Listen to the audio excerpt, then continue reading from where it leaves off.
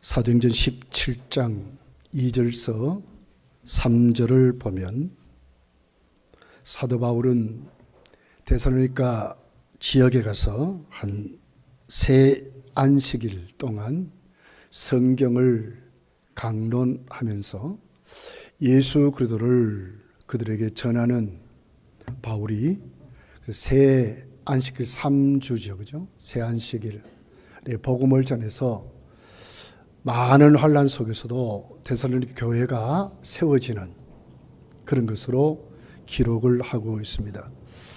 오래 교제하지 못했지만은 바울이 전한 그 복음이 얼마나 강력했는지 그들은 그 지역의 많은 교회들 앞에 마케도니아 아가야 지역에 있는 그 1장 7절을 보면 모든 믿는 자의 본이 되었다 이렇게 기록했어요. 또 3절에 가서 보면 그 교회에는 믿음의 역사가 있고 사랑의 수고가 있고 소망이 있는 교회라 이렇게 아주 좋은 교회로 성장하는 그런 복을 기록을 하고 있습니다. 이런 교회 앞에 바울은 오늘 이제 5장에 와서 보면 그 데살로니가 전서 후서를 고린도 지역에서 썼습니다. 그러면서 그 주제가 경고해져라, 흔들리지 말아라. 왜? 예수님이 오신다는 거예요. 그 좋은 교회 앞에 후서에 가서 보면 환난과 핍박 속에서도 그들이 예수님 오신다 하니까 잘못하면 아무 일도 하지 않았고 재림하고 있을까 봐 우리에게 주어진 어떤 여건에서도 열심히 일해라 이렇게 하는 것이 데살로니가 후서의 주제입니다. 그래서 전서를 마치면서 그 환난 속에서 핍박 가운데 아주 좋은 교회로 성장했지만 다시 한 번 더 예수님의 재림이 있음을 그들에게 가르치면서 특별히 오늘 5장 23절에 가서 보면 이렇게 기록을 하여 평강의 하나님이 친히 너희를 온전히 거룩하게 하시고 또 너희의 온 영과 혼과 몸이 우리 주 예수 그리스도께서 강림하실 때에 흠없게 보존되기를 원하노라. 예수 그리스도께서 강림하신다는 거예요. 그 좋은 교회 앞에. 그러면서 그 예수님이 오실 그때의 성도의 꽃인 그리스도 앞에 서는 거죠. 하나님 나라가 완성이 돼요. 그럴 때 성도의 꽃이 뭡니까? 주께 온전하게 바쳐진 그렇게 해서 흠없게 보존되는 그 신앙을 말했어요. 1년을 이제 마무리하는 11월 달이 왔습니다. 11월 달은 감사의 달이죠. 그러면서도 열매를 맺는 달입니다. 그러면서 바울이 그러는 거예요. 예수님의 재림이 있다. 그분 앞에 우리가 흠없이 서기를 원하는데 어떻게 믿음 생활을 해야 되느냐 하는 것이 하나님의 뜻대로 하라는 거예요. 하나님의 뜻이 뭐냐? 그렇게 해서 오늘 이제 16절서 18절까지의 세 가지를 말씀하잖아요. 항상 기뻐해라. 쉬지 말고 기도해라. 범사에 감사하라. 그렇게 해서 하나님의 뜻을 확실하게 이것이 바로 우리에게 향한 그리스도 예수 안에서 너희를 향하신 하나님의 뜻이라 이렇게 했어요. 하나님의 뜻대로 믿는 것이 바른 신앙이고 온전케 되고 예수님이 재림할 때에 흠없이 바쳐지는 그 앞에 설 수 있는 신앙이라고 말하는 거예요. 어떻게 우리가 열매를 맺을까? 어떻게 믿음 생활하는 것이 가장 바른 신앙일까 하는 거죠. 바로 하나님의 뜻대로. 자, 그러면 우리 첫 번째로 생각할 것은 도대체 바울이 말하는 하나님 뜻이 어떻게 우리에게 임했느냐 하는 것이죠. 이것은 바로 명령으로 주어졌다는 거예요. 기뻐하라 하라, 그래서 이 명령입니다. 기도하라 명령입니다. 감사하라 명령입니다. 세 가지 모두가 명령으로 주어졌어요. 권면이 아닙니다. 우리가 임직을 한다든지 위임식을 한다든지 헌당식을 하면 거기 뭐가 있어요? 하나님의 말씀의 선포가 있어요. 그리고 또 권면이 있어요.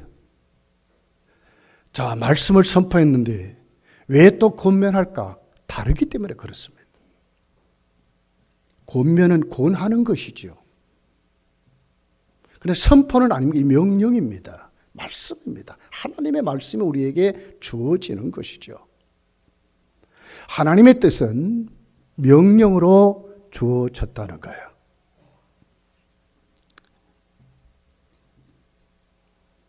기뻐합시다.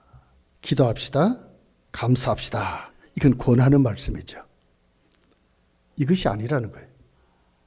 조언도 아닙니다. 기쁘게 살면 좋지 않겠습니까? 기도하면서 살면 좋지 않겠습니까? 기뻐하며 살면 좋지 않겠습니까? 이런 말씀이 아니라는 거예요. 그리스도 예수 안에서 우리에게 명하신 하나님의 뜻이라는 거죠. 하라 하는 거예요. 이 명령입니다. 반드시 이렇게 살아야 하나님 뜻을 실천하는 것이다. 순종하는 것이다. 죄 짓지 않는 것이라는 거예요. 명령은 불순종하면 이 죄가 되는 것입니다. 그래서 하나님의 뜻을 주면서 우리 주님 오실 그때에 흠없이 서는 사람, 하나님의 뜻대로 명령을 순종하는 그 사람들, 이렇게 사는 사람들,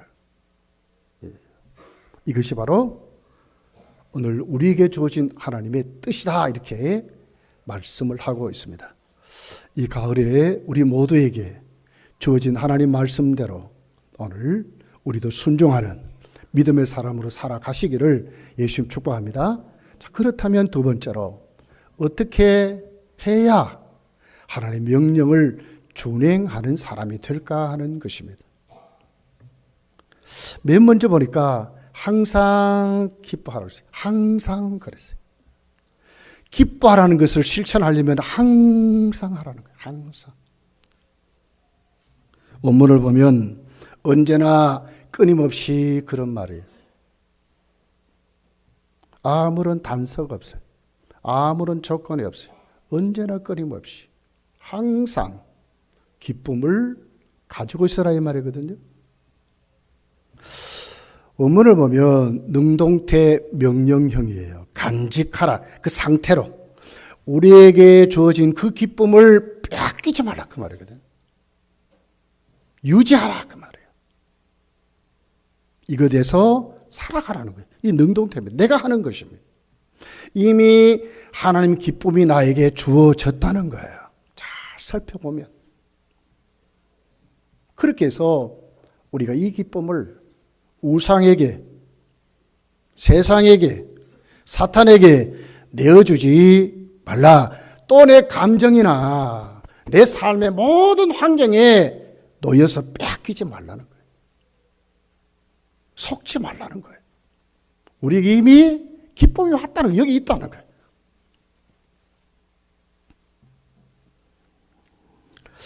로마서 12장 15절에 보면 이렇게 기록을 해요.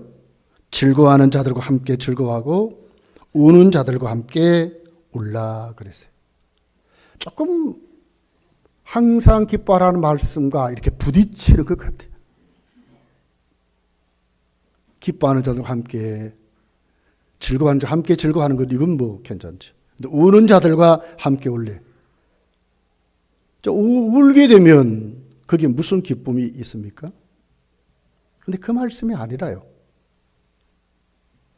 고린도후서 6장 10절에 보니까 근심하는 자 같으나 항상 기뻐하고 근심하는 자 같아.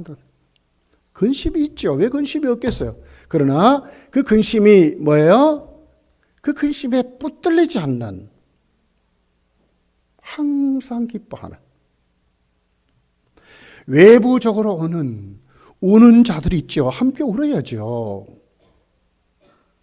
그렇지만 우리 심령 상태는 하나님이 주신 그 기쁨을 어떻게 해요? 거기에 뺏기지 말라는 거예요.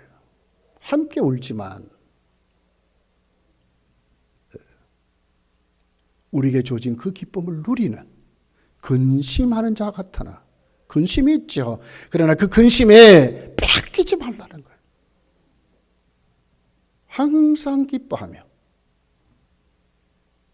고린도후서 7장 4절에 보면 그 중반절부터 이렇게 기록해요. 모든 환난 가운데서도 위로가 가득하고 기쁨이 넘치는도다. 모든 환난이 있습니다. 왜 없겠어요?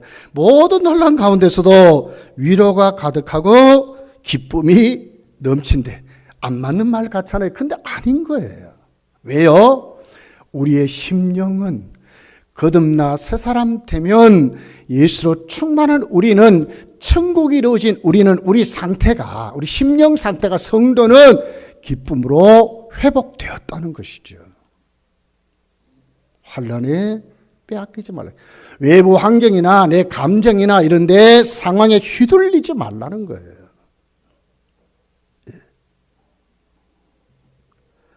빌립보서 4장 4절에 보면 주 안에서 항상 기뻐하라. 내가 다시 말하노니 기뻐하라. 주 안에서. 세상과 다른 기쁨입니다. 우리가 왜 항상 기뻐할 수 있느냐? 주님 안에 있기 때문에, 주님이 주시는 기쁨이기 때문에, 이게 본질적인 기쁨입니다. 성도가 세상에 찾는 게 아니에요. 하나님으로 주어진 기쁨이죠. 기쁨의 근원은 하나님께로 온 기쁨이라요. 시편 4절 7절에 보면 이렇게 기록해요.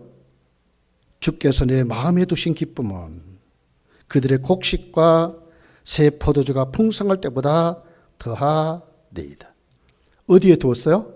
내 마음에 두신 기쁨은 두셨다. 주셨다니까.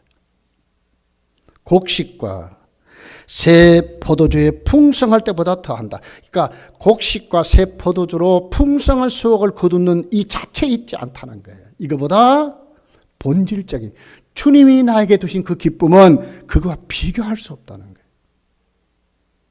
성도만이 갈 수 있는 기쁨입니다.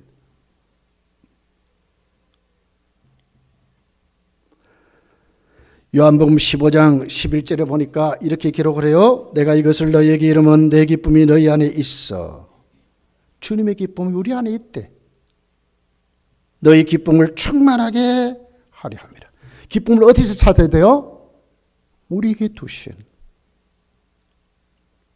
우리를 구원하신 그 하나님 앞에 내가 오늘 또 세워질 때에, 그 속에 있을 때에 내 심령이 휘둘리지 않는, 뺏기지 않는 그런 믿음으로 산다고 말씀을 하는 거예요.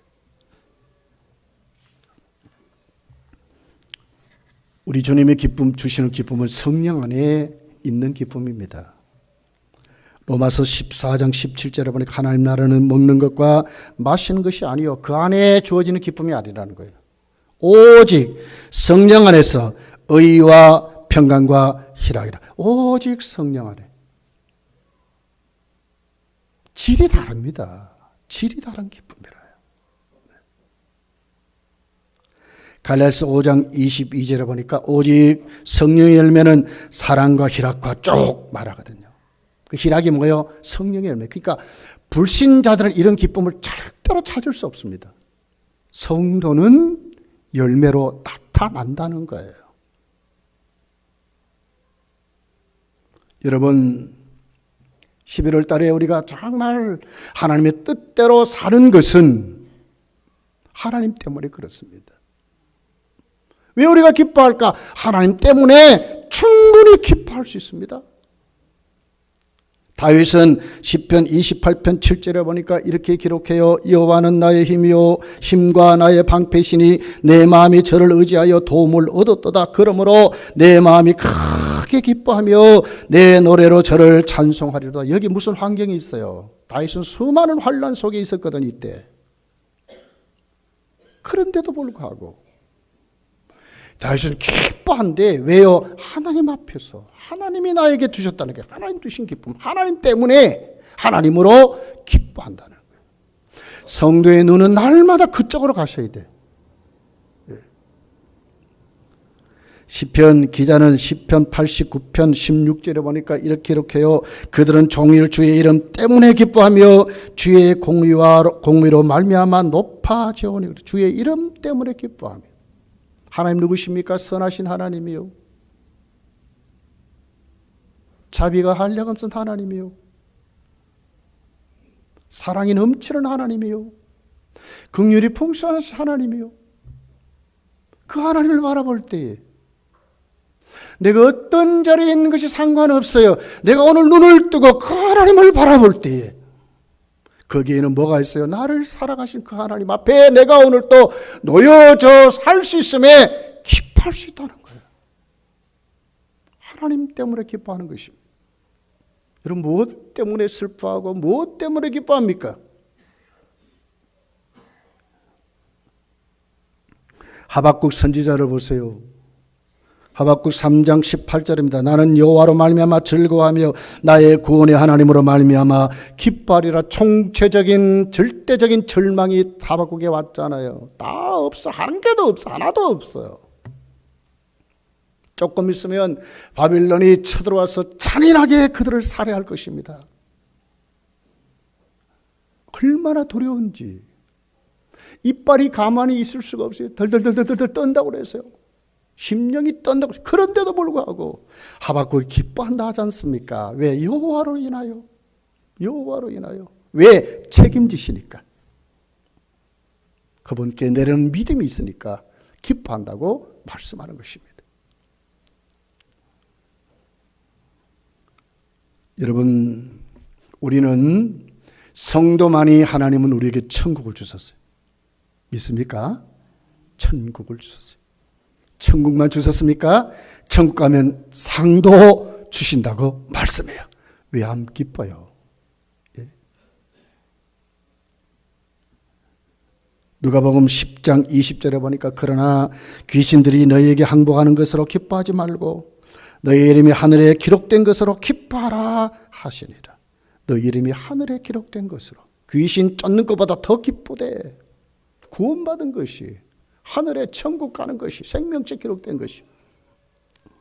마태복음 5장 11절 12절에 보니까 이렇게 기록해 나로 말미암아 너희를 욕하고 박해하고 거짓으로 너희를 거슬려 모든 악한 말을 할 때에 여러분 얼마나 이 생활이 괴롭습니까? 박해하고 비방하고 욕하고 다 당하는 거예요. 얼마나 괴롭겠어요. 그런데 이렇게 기록해요. 너희에게 복이 있나니. 무슨 복입니까? 12절에 보니까 기뻐하고 즐거워하라. 하늘에서 너희 상이 큼이라. 상이 크다고 그랬어요. 너희 전에 있던 선지자들도 이같이 박해하였느니라고 말씀해요. 천국 갑니다. 영원한 복지가 준비됐습니다. 이것만입니까? 상 주신다고 말씀하는 거예요. 왜 기뻐할 수 없습니까? 불신자들은 전혀 가질 수 없는데 우리에게만 주신 축복인데. 히브리서 10장 34절에 보니까 너희가 갇힌 자를 동정하고 너희 소유를 빼앗기는 것도, 이게 뭐예요? 소유도 빼앗기고 갇힌 자 동정하면 얼마나 욕먹겠어요. 그런데도 기쁘게 당한 것은 기쁘게 당한대. 왜 그렇게 합니까? 더 낫고 영구한 소유가 있는 줄 알미라고 그랬어요. 더 낫고 영원한 소유가 뭐 천국 아닙니까? 상이 아닙니까? 기뻐하고 살아야 됩니다. 기쁨을 빼앗기지 말아야 합니다. 휘둘리지 말아야 합니다.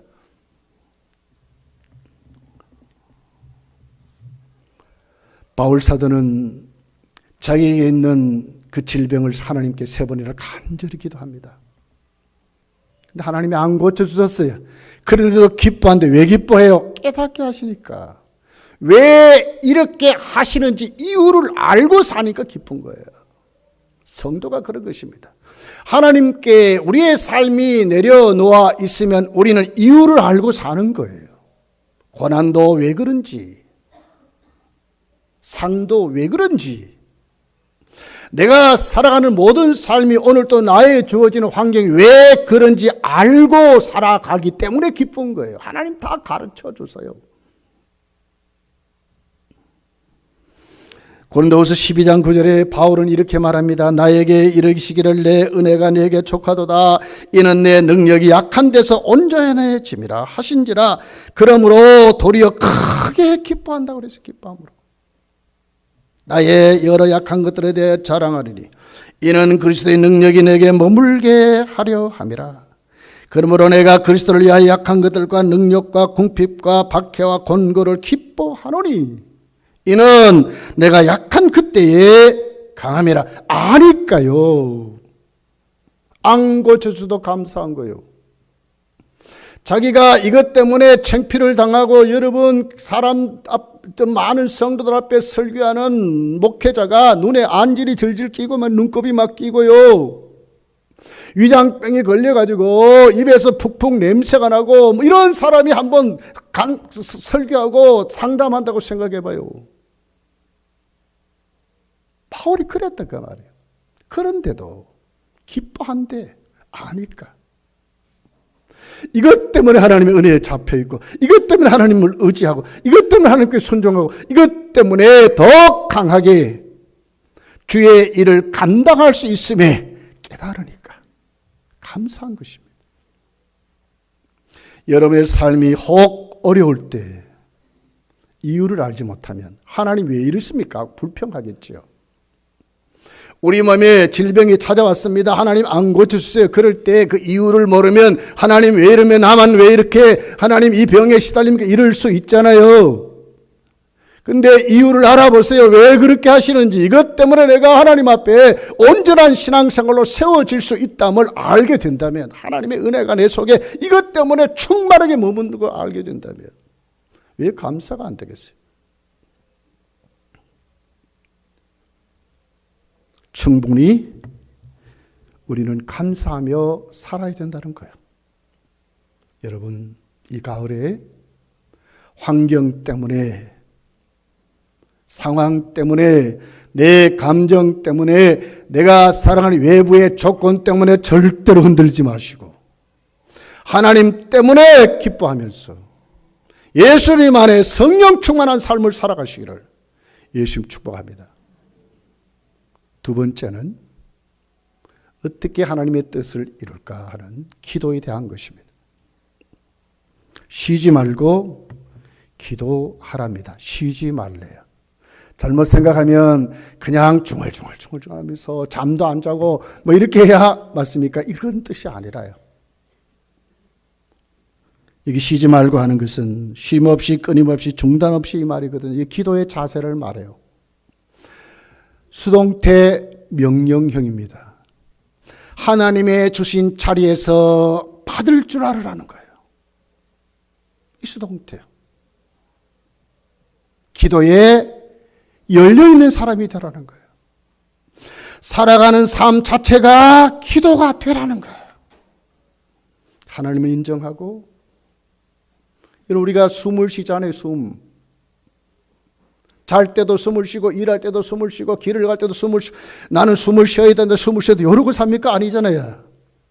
자연스럽게 숨이 쉬어져요. 왜? 살아있으니까. 우리가 하나님께 살아있는 신앙, 영혼의 호흡하는 숨을 쉬는 것은 기도라고 말을 하고 있습니다. 우리가 하나님 앞에 우리의 심령이 열려서 무슨 일을 하든지 하나님 앞에 우리가 그분을 의지하고 하나님의 뜻을 구하고 오늘 내 삶의 자리를 그분 앞에 내려놓고 하나님 의지하고 하나님을 사모하고 하나님 때문에 살아가는 이 믿음 자체가 기도의 자세라는 거예요. 숨을 쉬듯이 하나님을 의식하고 끊임없이, 정말 쉬지 말고 하나님 힘없는 삶이 아니라 하나님과 함께 동행하는 그 삶. 기도의 자세를 말하는 것입니다. 우리 신앙의 자세를 말하는 것입니다. 하나님 앞에 세워진 하나님의 사람으로 살아가는 것을 말하고 있습니다. 에베소서 6장 18절에 보면 이렇게 기록해요. 모든 기도와 간구로 하되 항상 성령 안에서 기도하고 이를 위하여 깨어 구하기를 항상 힘쓰며 여러 성도를 위하여 구하라 그랬어요. 성령 안에서 깨어.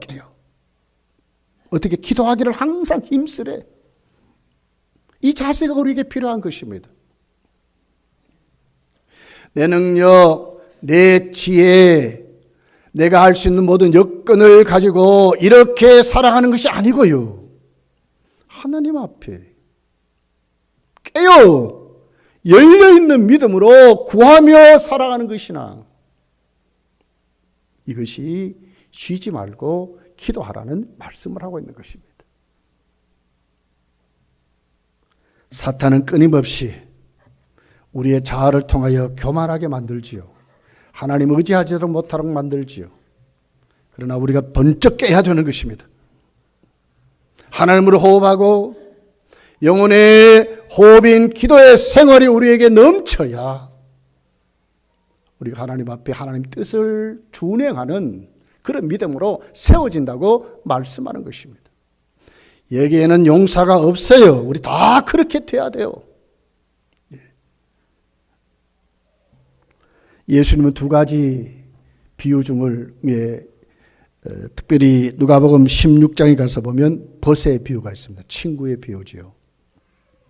밤중에 손님이 찾아왔습니다.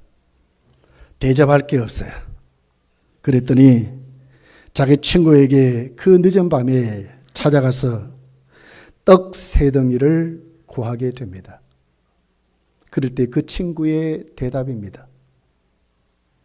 11장 6절에 보면 내 벗이 여행 중에 내게 왔으나 내가 먹을 것이 없노라 하면 그가 안에서 대답하여 이르되 나를 괴롭게 하지 말라. 문이 이미 닫혔고 아이들이 나와 함께 침실에 누웠으니 일어나 내게 줄 수가 없노라 하겠느냐. 왜요? 8절에 보니까 내가 너희에게 말하노니 비록 벗됨으로 인하여는 일어나서 주지 아니한다 할지라도 그 간청함을 인하여 얼마나 그 요구대로 주리라 그랬어요. 뭐 때문에 줍니까? 간청함으로. 안 주면 잠을 못 자겠는데요. 간청함으로. 그 늦은 밤에 네 왜 왔느냐 이렇게 책망하지 않는다는 거예요. 안 주면 안 돌아가면 잠 못 자잖아요. 그런데 그 본문이 뭘 얘기해요? 그런데 하나님은 어떤 분이냐? 이 벗 정도가 아니라는 거예요. 언제나 열려져 있는 하나님. 언제나 구하면 응답하신 하나님. 우리를 불쌍히 여겨서 참으로 아들까지 주신 그 사랑으로 오늘도 하나님을 찾는 그들에게 조건 아무것도 따지지 않고 무엇이든지 주신다고 말씀하는 거예요. 또 불의한 재판관에 대한 비유가 있습니다. 누가복음 18장 2절부터 있는 내용이지요. 기도는 낙심하지 말아야 돼. 끝까지. 그러니까 이 쉬지 말고 기도하는 태도입니다. 이르시되 어떤 도시에 하나님을 두려워하지 않고 사람을 무시하는 한 재판장이 있는데 그 도시에 한 과부가 있어 자주 그에게 가서 내 원수에 대한 나의 원한을 풀어 주소서 하되 그가 얼마 동안 듣지 아니하다가 후에 속으로 생각하되 내가 하나님을 두려워하지 않고 사람을 무시하니 이 과부가 나를 번거롭게 하니 내가 그 원한을 풀어주리라. 그렇지 아니하면 늘 와서 나를 괴롭게 하리라 하였느니라.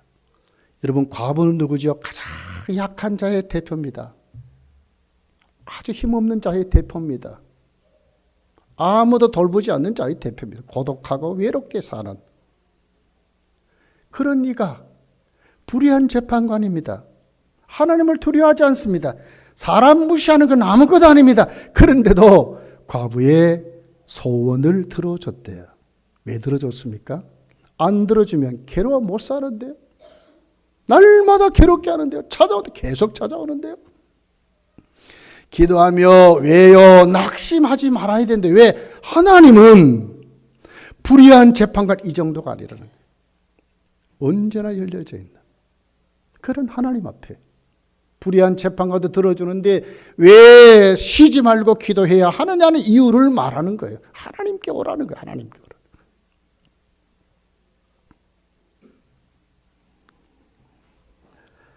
거예요. 예수님은 얼마나 기도 생활을 많이 하셨는지 몰라요. 새벽 기도하셨어요. 저녁에도 기도하셨어요. 밤이 새도록 기도하셨어요. 땀방울이 핏방울이 되도록 기도 생활하셨어요. 마가복음 1장 35절에 보면 새벽 아침에 밝기 전에 예수께서 일어나 나가 한적한 곳으로 가서 거기서 기도하시더니 그랬어요. 마태복음 14장 23절에 보니까 무리를 보내신 후에 기도하러 따로 산에 올라가시니라. 저물매 거기 혼자 계시더니 하셨어요. 혼자 저물매 밤이 맞도록 기도하시는 거예요.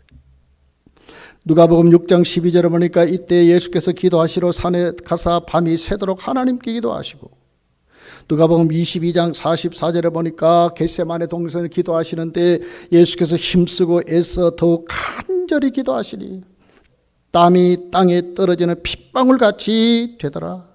이 기도를 히브리서 기자는 이렇게 설명했어요. 히브리서 5장 7절을 보니까 그는 육체에 계실 때에 자기를 죽음에서 능히 구원하실 이에게 심한 통곡과 눈물로 간구와 소원을 올렸고 그의 경건하심으로 말미암아 들으심을 얻었느니라. 통곡과 심한 통곡과 눈물로 올렸대. 주님이 이렇게 기도 생활하셨어요. 쉬지 말고 기도하라는 것은 기도의 자세를 말합니다. 열려져 있는 기도를 말합니다. 항상 하나님께 사는 것을 말하고 있습니다. 구하여야 됩니다. 마음을 통해야 합니다. 그분 앞에 살아가는 자세가 우리에게 너무너무 필요하다는 거예요. 성도가 그렇게 살아가야 된다는 거예요. 하나님의 뜻을 이루는 하나님의 사람들인 것을 이렇게 말씀하는 거예요.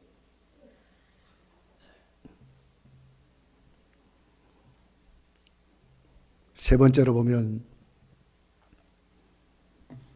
감사는 범사에 감사하랍니다. 범사를 말하고 있습니다.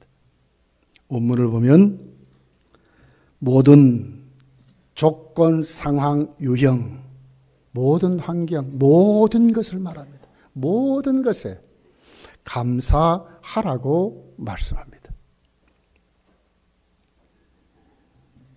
사실 우리는 살다가 보면 우리 인생길에 순경도 있고 역경도 있습니다. 잘 될 때도 있죠. 잘 부러질 때도 있어요. 그러나 어떤 때 보면 어떤 시기에 어떤 경우에 잘 안 될 정도가 아니라 바싹 무너져서 건강도 잃어버릴 때도 있고 사업도 안 될 때가 있고 실패할 때도 있고 그렇습니다. 순경도 있고 역경도 있는 것입니다. 밤이 있으면 낮이 있는 것이 그런 우리 삶을 우리가 살아가는 것입니다. 그런데 어떻게 범사에 감사라고 합니까? 말이 됩니까? 범사가 역경도 있고 순경도 있는데 어떻게 우리가 감사할 수 있냐 그 말이에요. 데살로니가 교회는 많은 환난이 있고 핍박이 있었습니다.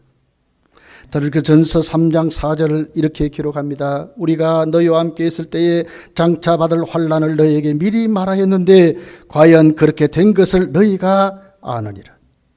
이러므로 나도 참다 못하여 너희 믿음을 알기 위하여 그를 보내었노니 이는 혹 시험하는 자가 너희를 시험하여 우리를 위해 수고를 헛되게 할까 함이니. 바울이 너무너무 안타까운 거예요. 데살로니가 교회가 어려움을 당하는 뻔히 아는데 어떻게 된지 몰라 그렇게 디모데를 보내는 거예요. 그럴 때 이렇게 말하는 거예요. 시험하는 자가 핍박하는 자, 사단을 말하죠. 사탄의 역사가 바울이 그렇게 간절히 전한 그 복음에 그렇게 좋은 교회를 성장한 그 교회가 무너질까 봐, 어려움을 당할까 봐 바울에게 고민이 있는 거예요. 그래서 보냈다고 말하는 거예요. 근데도 뭐라고 합니까? 그럼에도 불구하고 바울은 범사에 감사하라고 말하는 거예요. 환난이 있지만, 역경도 있지만 감사하는데 어떻게? 범사에 모든 것에 하나님께 감사라고 말씀하는 것입니다. 어떻게 감사할 수 있습니까? 성령 충만하면 감사할 수 있습니다. 우리 주님이 나를 붙잡아 오늘 성령이 나를 다스리는 삶을 살면 감사할 수 있습니다. 에베소서 5장 20절에 보니까 이렇게 말씀해요. 범사에 우리 주 예수 그리스도의 이름으로 항상 아버지 하나님께 감사하며. 왜 그렇습니까? 18절에 보니까 오직 성령의 충만을 받으면 범사에 감사할 수 있다고 말씀하는 것입니다. 휘둘려서 그렇습니다. 세상에 빼앗겨서 그렇습니다. 우리가 하나님의 성령에 붙잡혀서 성령이 나를 다스리면 감사한다는 거예요. 범사에 감사할 수 있다는 거예요. 절대로 불신자들은 감사하지 않아요. 로마서 1장 21절에 보니까 하나님을 알되 하나님으로 영원롭게 아니하며 감사치도 아니하고. 누가 그렇습니까? 중생하지 못한 불신자들이에요. 디모데후서 3장 2절에 보니까 말세에 나타날 징조를 이렇게 말했어요. 사람들이 자기를 사랑하며 돈을 사랑하며 자랑하며 교만하며 비방하며 부모를 거역하며 감사하지 아니하며 거룩하지 아니하며 감사하지 않는다고 그러지. 불신자들은 감사하고 살지 않습니다. 잘 되면 내가 잘해서 그렇게 된대요. 재수가 좋았다나? 그게 무슨 감사가 있습니까? 성도는 감사를 잃어버리지 말아야 합니다. 나에게 어떤 환경, 어떻게 주어졌다 할지라도 내가 오늘 성령 충만하면, 성령이 나를 다스리는 사람 되면 우리는 감사할 수 있다고 말씀하는 것입니다. 다니엘을 보세요. 다니엘서 6장 10절에 보니까 이렇게 기록을 해요. 다니엘이 조서에 왕의 도장이 찍힌 것을 알고도 자기 집에 돌아가서는 윗방에 올라가 예루살렘을 향한 창문을 열고 전에 기도하는 대로 하루 3번 무릎을 꿇고 기도하며 그의 하나님께 감사하였다라고 그랬어요. 다니엘을 얽으려고요. 다니엘을 무너뜨리려고요. 작전을 짜가지고요. 이렇게 한 거예요. 그런데도 이걸 알면서도 다니엘은 하나님께 오히려 기도하고 오히려 감사했다고 말하는 것입니다. 환경에 휘둘리지 않는 것입니다. 여건에 휘둘리지 않는 것입니다. 어디에 휘둘립니까? 하나님께 휘둘리니까, 하나님께 붙잡히니까, 하나님으로 사니까, 성령 충만한 삶을 사니까 감사했다고 말하는 것입니다. 바울 사도를 보세요. 고린도전서 1장 4절에 보면 이렇게 기록해요. 그리스도 예수 안에서 너희에게 주신 하나님의 은혜로 말미암아 내가 너희를 위하여 항상 하나님께 감사하노라 그랬어요. 실제로는 환경은 그렇지 않았어요. 게바파 베드로파를 만들고 아볼로파를 만들고요. 나중에 바울을요 까닭없이 비방하고 이런 사람들이 많이 있었어요. 고린도 교회요. 그런데도 바울이 말해 그 고린도 교회를 바라보면서 감사한다고 말하는 거예요. 왜요? 환경에 휘둘리지 아니하니까, 사람에게 휘둘리지 아니하니까, 복음에 붙잡히니까, 하나님의 사람에 붙잡히니까, 하나님의 사람으로 세워지니까 바울은 모든 것이 감사하다고 말씀하는 거예요. 예수님은 자신이 십자가에 달려서 죽으실 때에 그 자체도 기념하며 감사했다고 그랬어요. 성찬입니다. 성찬. 누가복음 22장 17절에 보면 이에 잔을 받으사 감사 기도하시고 이르시되 이것을 갖다 너희들끼리 나누라. 예수님 피입니다. 피. 십자가의 죽음을 말하는 것이죠. 근데 감사하고 나누라고 말하는 것입니다. 19절에 가서 보면 또 떡을 가져 감사 기도하시고 떼어 그들에게 주시며 이르시되 이것은 너희를 위하여 주는 내 몸이라 너희가 이를 행하여 나를 기념하라 하시고 그랬어요. 자기 살 찢어짐을 기념하여 감사하며 나누라고 하신 것입니다. 왜 감사가 안 됩니까? 환경이 휘둘려 그렇습니다. 내 감정이 휘둘려 그렇습니다. 사탄에게 속아 그렇습니다. 왜 감사할 수 있습니까? 하나님께 성령 충만하소. 오늘도 그 자리에 있으면 주신 은혜 앞에 범사에 감사할 수 있다고 말하는 것입니다. 명령형입니다.